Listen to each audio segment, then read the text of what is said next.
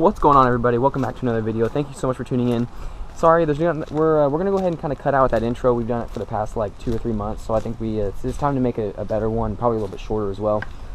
Today's video is gonna be on the 6.5. We're gonna go ahead and talk about it because we keep having things go wrong. Not that they're really big problems. Luckily, they're all very manageable problems that we can definitely deal with. But we're gonna go ahead and talk about it and kind of how you can identify some of these problems on like your personal vehicle at home. No, we do not have the tailgate back on yet. We still need to get those latches for the tailgate, and we do not quite have that yet, but that's all right. We'll get that sorted out pretty soon. So the big thing with today's video is that we have a most definite starter problem. We just put batteries in this thing about a week ago. You know, both of them tested bad. One of them tested like totally bad, and the other one tested like less than 50%. So it's just a good idea to change both of them. We changed the air filter out because the other one looked like it came out of the forest.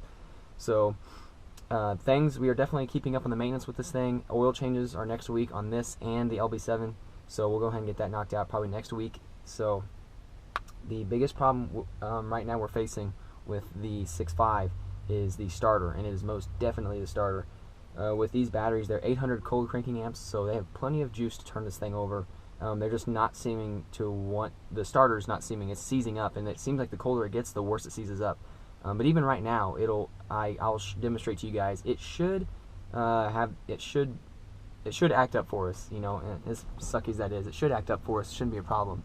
So what we're going to do is I'm going to try to show you guys how to identify it, and you know, the electrical can be some of the hardest things to diagnose as well, but it's just kind of one of those things where these days, you know, these older trucks don't have as much electrical components as the newer ones do, obviously, so it kind of makes it a little bit easier for troubleshooting. And so that's kind of the biggest thing about today's video, is that the starter is bad, and it's just blatantly obvious. You know, every once in a while it'll crank over, and the starter will, you know, it'll actually turn over. But I guarantee it's been old. This truck was under a carport when we bought it. So let's go ahead and I'll show you guys kind of what we're hearing, and so you guys can kind of diagnose a starter problem yourselves whenever you guys are at home. So listen to this, guys. Listen to this. All right, so we are in the truck. We're in neutral, and turn the key. All right.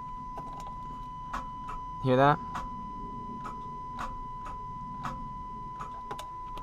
We got some clicking going on. So you can hear that clicking in the video. I didn't want to keep doing it because A, it's not good, and B, one of these times it is eventually going to fire, so I won't be able to demonstrate why it's being a problem. The biggest problem with that, and one of the ways that we can tell it's a starter, is A, because we have 2 brand spanking new batteries, but also you can also hear the click in the you can kind of hear it like trying, but it's seizing up. And another thing too is that eventually this truck will start. It's like no ifs, ands, or buts about it. Eventually it will start. So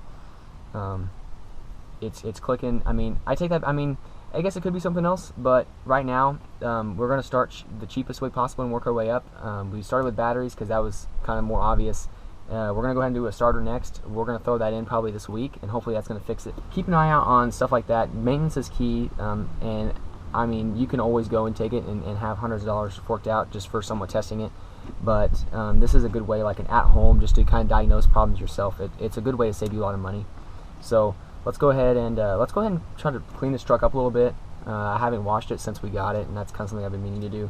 Let's clean this truck up a little bit, and then we'll mess around with the starter. We might try to knock it loose a little bit, and we'll see if we can get this thing going. So stay tuned. Let's get this thing going.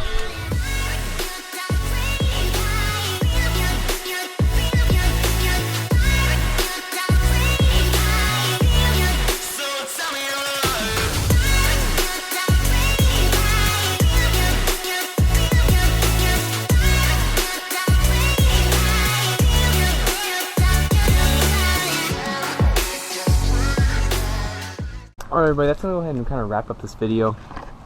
It actually looks a lot better. I don't know if you can really see, like there's up close to the paint. Like obviously, you know, this is a 1998. This truck's going to have its like flaws and blemishes, but overall this thing turned out really good. I haven't cleaned the inside just quite yet. You guys won't really be able to see it, but I'll probably clean it here on my own after this video is over. But yeah, I'm pretty pleased with this. This is actually kind of the first time coming out there. We haven't done the tires and wheels yet because I got some special stuff for that. I don't really want to waste it though on a day that it's going to rain in about 15 minutes. I just kind of want to get you guys kind of to see how this thing kind of turns out. Don't pay attention to the false advertising. This is not a Duramax diesel. I did not put that on, obviously. I do not know who did, but we're going to go ahead and take that off probably here in the coming days. Because that makes no sense. I don't know. It's not a wannabe. So that's gonna go ahead and wrap up this video, guys. Thank you so much for tuning in. Sorry it was kind of bland. Sorry it was kind of boring.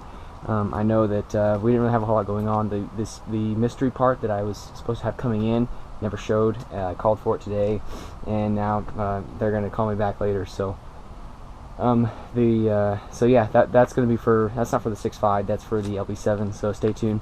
I'm gonna make you guys a deal. On this video, if I can get 20 likes on this video, I will mock up and throw the tires and wheels from my red LB7, and I will put them on here just for fun. So just to see what it kind of looks like. So if I can get 20 likes on this video, I will put the Nitto 420s and the Cali off-road wheels on a 98 Detroit diesel. So it would be kind of cool to see, but I'm not going to do it just for any reason. So if I can get 20 likes on this video, I'll do it. So keep that in mind. Thank you guys for tuning in. Don't forget to subscribe, hit that button. I know this video was kind of boring, but we got better content in the future.